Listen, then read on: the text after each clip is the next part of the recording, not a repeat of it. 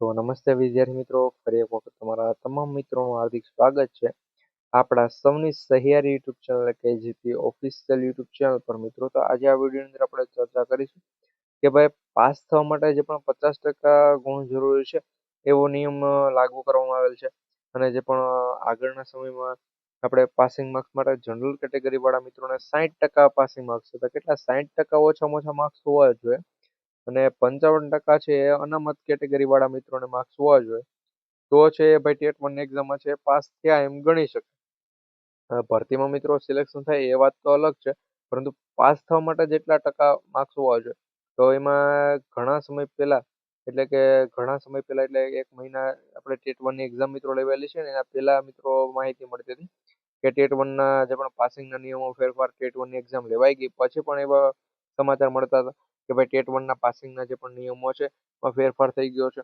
તો મિત્રો એમાં છે હું તમને ઓફિશિયલી જે પણ જાહેરાત છે એના પર હું તમને માહિતી આપીશ અત્યારે આ વિડીયોમાં. તો વિડીયોમાં છેલ્લે સુધી બની રહેજો. હજુ સુધી જો તમે આપણા સૌની સહેરી યુટ્યુબ ચેનલ કે GP official YouTube channel subscribe નથી કરી તો અત્યારે જ છે એ ટેટ વનની એક્ઝામ આપેલી હોય તો મિત્રો વિદ્યાશાખની ભરતીની તો તમામ અપડેટ છે જાણવા માટે આપણે આ ચેનલ સબસ્ક્રાઇબ કર્યા બાદ છે બેલ નોટિફિકેશન છે એને ઓલ પર સેટ કરી રાખજો કે જેથી કરીને તમામ અપડેટ અમે સૌથી પહેલા તમારા સુધી પહોંચાડતા. તો મિત્રો અહીંયા 50% વાળો જે પણ નિયમ છે એની વાત આપણે કરીએ. મિત્રો 50% વાળો નિયમ છે એનો એક શું કહેવાય કે નોટિફિકેશન સ્વરૂપે એક માહિતી છે એ જાહેર કરવામાં આવી હતી અને એમાં લખાણ કરેલું હતું કે 50% પાસિંગ માર્ક્સ થઈ જાય એવો નિયમ છે એ લાગુ કરવામાં આવે. પરંતુ મિત્રો આ નિયમ છે હજુ સુધી લાગુ થયો જ નથી અને 50% પાસિંગ માર્ક્સનું કોઈ જોવાનું થતું નથી, કારણ કે ફક્ત કીધેલું છે.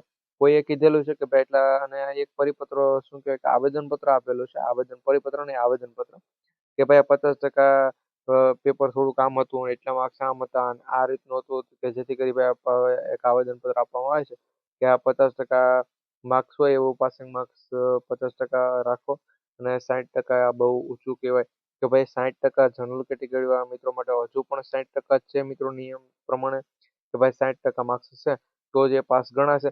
અને અનામત કેટેગરીના મિત્રો માટે 55% છે મિત્રો પાસિંગ માર્ક્સ. તો આ વાતનું ધ્યાન રાખજો અને 50% છે હજુ સુધી કોઈ માટે પણ કરવામાં આવેલ નથી. જનરલ કેટેગરીની વાત તો પછીની છે. અનામત વાળા જે પણ મિત્રો છે એના માટે પણ છે 50% કરવામાં આવેલ નથી. તો જનરલ કેટેગરીની વાત તો પછીની છે.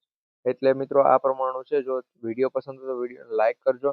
ચેનલ પર ન હોય તો ખાસ કરી ચેનલ સબસ્ક્રાઇબ કરી લેજો. અને મિત્રો આ વખતે ટેટ વન માટે મિત્રો કટ ઓફ કેટલું રહે કે આ વખતે ટેટ વનમાં તમારે કેટલા માર્ક્સ આવે આવનારી જે પણ 5,000ની જગ્યા પર ભરતી છે એમાં તમારું આરામથી સિલેક્શન થઈ શકે.